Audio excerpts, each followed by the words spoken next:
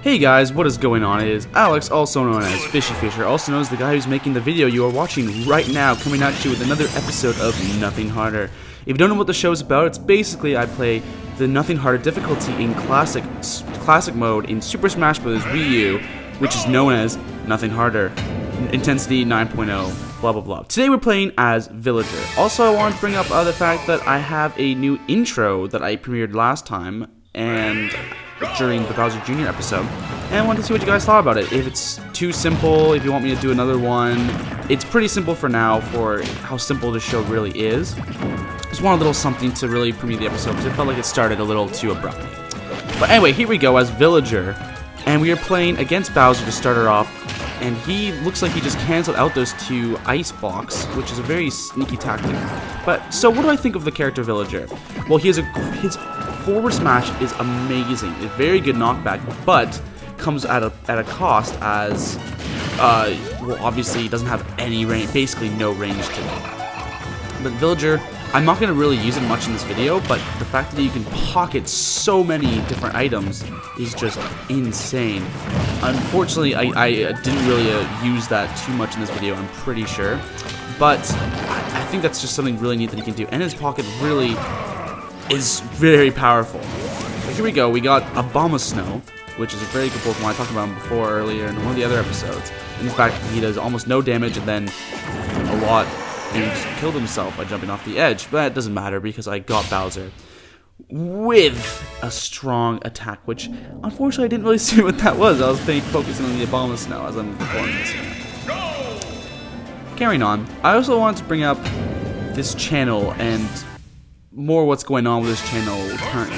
Well, right now we have 3 videos a week, and I'm planning on introducing another one, which is just a random video, not really part of a series, just a video that may be interesting to some people, and something going on. Because my most popular video views-wise is currently the amiibo glitch, the Peach amiibo glitch, which I was, well, I bought, or I was given this Peach as a gift, and excuse me, I was given this Peach amiibo as a gift, and when I put it onto my gamepad, excuse me, wow, goodness gracious, I'm burping all over the place. But I was given this amiibo as a gift, and when I opened it, it was obviously not open, blah blah blah. When I opened it, it just scanned as a Mario. I thought it was really weird, very odd indeed, but you know, so I could have other things of that nature because I'm not going to spoil what it is, but I've also got another interesting glitched, quote glitched amiibo that my friend actually got when he, I just got peanut by the way right there, but pocketed it. So I actually did use it a little bit in this video. But sorry, I'm getting really distracted.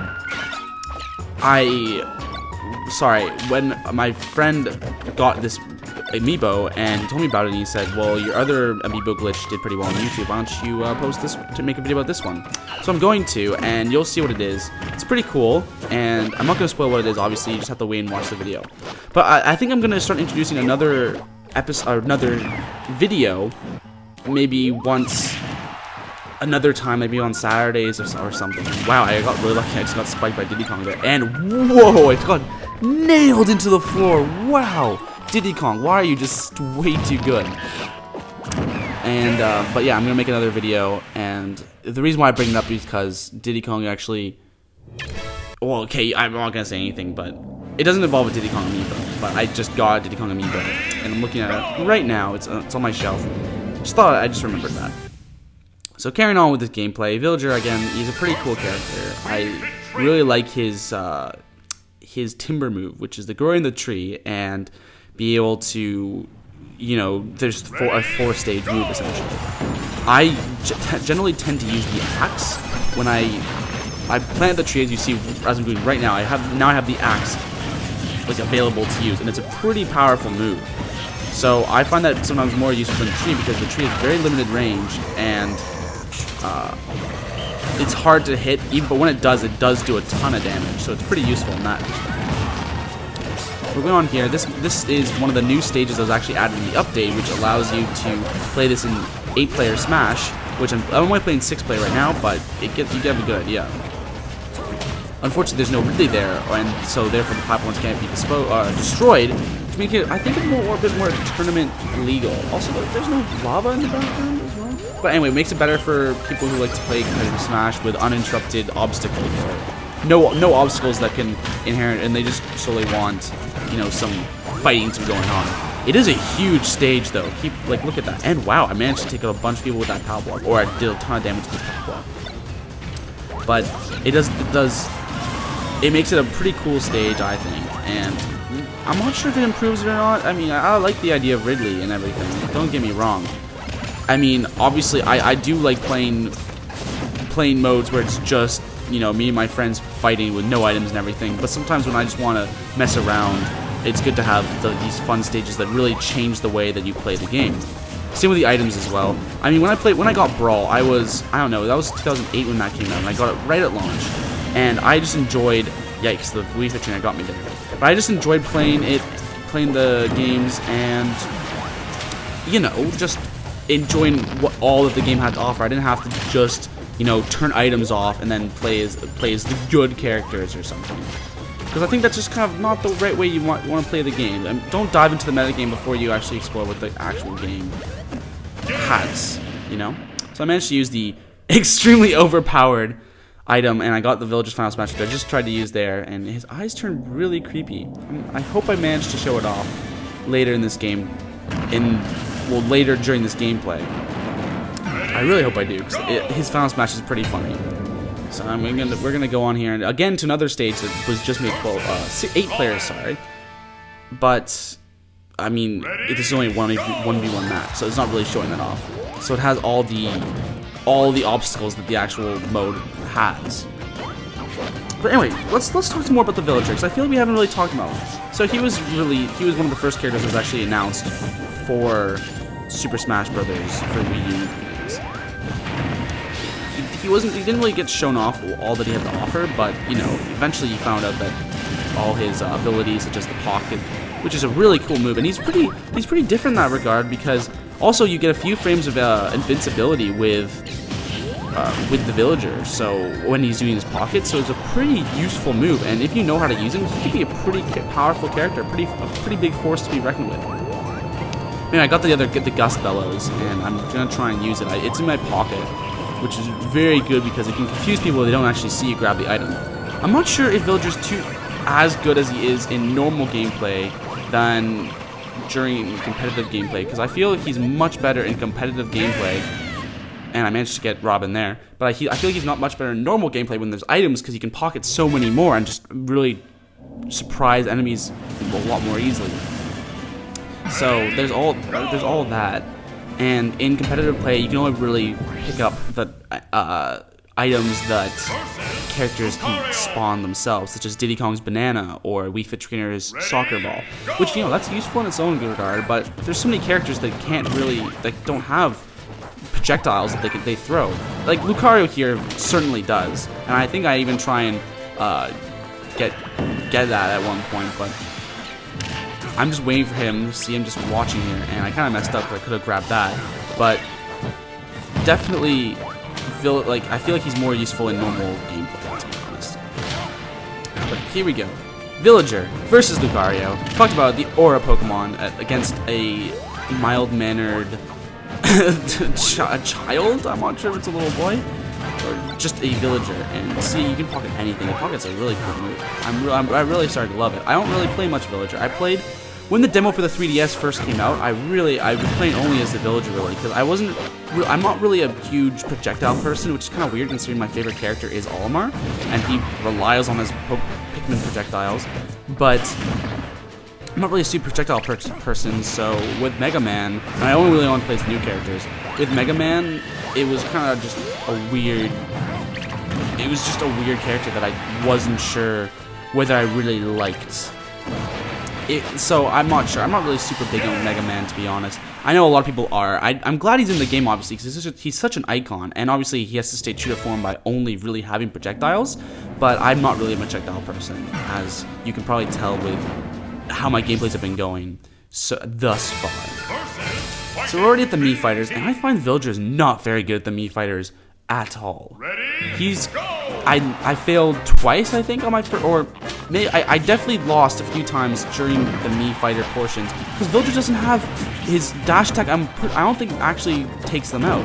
Makes it very difficult to take out large portions of them quickly. Yeah, see, the dash attack will not actually take him out, which is normally a reliable method on taking out these Mii fighters. You can knock them diagonally and so they don't recover, but you don't have the easy option of just dash attacking with so many other characters that I've done.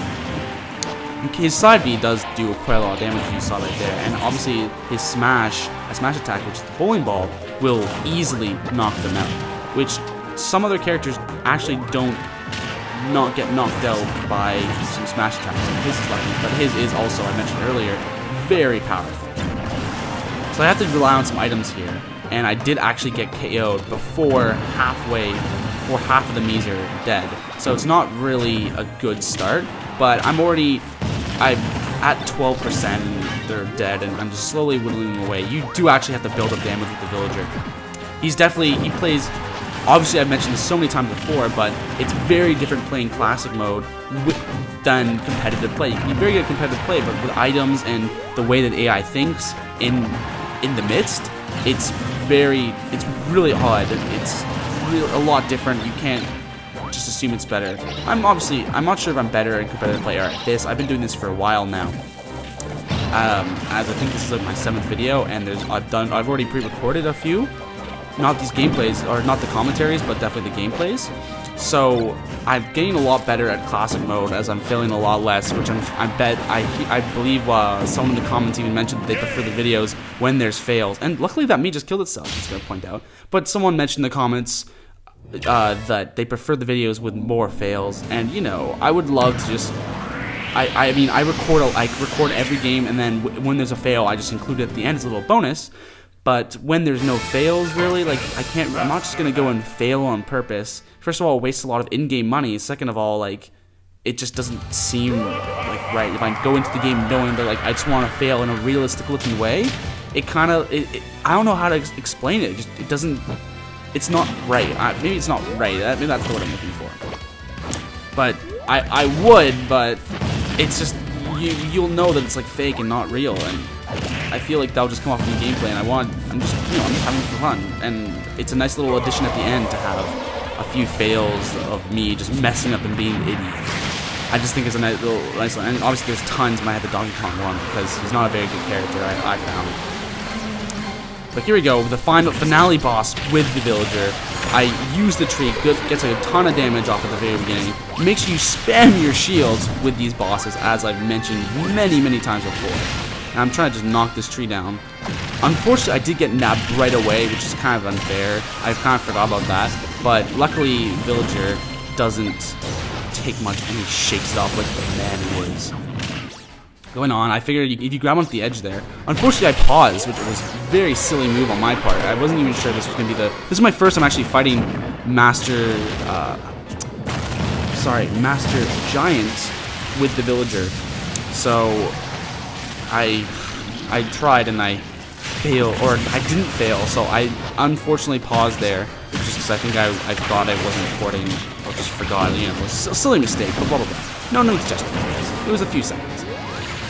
So we're on here, we're on Master Beast already, and Villager is taking, like, he's cleaning up. With the tree move doing so much damage, it makes it not too difficult. Also with his axe, as you see, I'm just taking away so much damage. One thing that's really interesting with the Villager is that his up and down air, unfortunately that one move that I hate, and I say every time I hate, got me there, but his up and down air doesn't actually always is not consistent. It changes, it seems, like between 1 and 3 turnips, and 3 are obviously better. And there's my little taunt. I realize I never really taunt in these videos. But here we go, against Master Shadow. Not too, I mean, we'll see how he is. I'm already at 73%, so it is, I mean, I am in kill range, and he's a lot bigger than me, obviously. So I'm just gonna try and use the neutral, as I believe it's called, and just try and get him in good locations and just take down his health slowly. I do not want him to have a tree in play, because that makes it very dangerous, and I thought that was his chance to plant the tree. and I'm trying to make sure he doesn't, because, you know, it's still dangerous, and he gains smaller and smaller, making it more and more manageable. He actually just pocketed my little stone that I launched with my side air, my forward and back air, and he just got the tree there, and I'm kind of scared, so I have to just stay away. So I'm just I just took my tree out, and I have my axe, and there he goes. The tree's actually still there, for a little bit, I think. I just cut down the tree for fun, and planted another one, and here I go with the villager in Master Fortress. So as you'll see, it's very similar every time I play Master Fortress, in the sense that I take out these characters, which again I need to find out the names of, because I'm not very good at sticking to my word and saying when I'm gonna do something and actually doing it. We're going on here. Already the first section is done. This Skullos, or whatever his name is, and there's the Kirby enemy, the electricity guy. But just gonna keep on just slowly taking out enemies, or just running really. I'm only at 5%, so that's a very good, happy percent to be at in terms of, well, in terms of like where I want to be currently. 5%, very good. But I think I actually get, as you'll see, caught up a little bit there, and I just did balloon away. I decided to take someone out, but a stone was all it needed to take out. Finish the first half, I think, maybe, of the Master Fortress. But there we go. I just launched the Lloyd rocket for no reason. Launched out again. Final thing. Final push. It's the music getting intense. I'm getting hyped. Let's go. Come on, villager. With the name Alex on top. I should change it to Fish, because that's my name of my YouTube channel. And take out that guy like a boss. And he keeps on running. Look at him go. Look how in control he is. I'm just taking away the health. And I realized that the villager can actually wall jump, which I think is really weird, because generally the characters that can wall jump can, or like do something similar in their own game. I did get launched there with the lightning, which was very scary. I just started to tumble down here, because, you know, the tumble animations are always pretty funny. Come on, villager. Come on, Alex. You can do it. Let's go. Use your dash attack. Take out the spike enemy. Launch the flower pot. There's that little and laser thing, and I did manage to take off the roof there, which is very crucial because I'm at 37%, and this is always the very tricky part. Take out the first one. Fly up there without me, which villagers up B is crazy. I mean, I think someone made a comparison video, and he was levels and levels above everyone else. But he can be stopped, so I think that's the way they counted it. But here we go. Attack the core villager. Why are you jumping down like an idiot? You're at 91%. Don't mess this up. I thought I was actually gonna mess up. I was like, okay, good thing I paused. Like, good thing that even though I paused earlier, it's not gonna matter. But I managed to take him out, and bada boom, villager has taken over and taken down the Master family, which is Master Hands, Master Giant, Master Beast, Master Edge, Master Shadow, and finally Master Fortress. So I want to thank you guys all for watching. Make sure you like, comment, subscribe to this channel. It helps a ton. And I'll leave you guys with the fail video. Make sure to let me know what do you think about the intro, and I'll see you guys in the next one. Enjoy. Just take it easy, guys.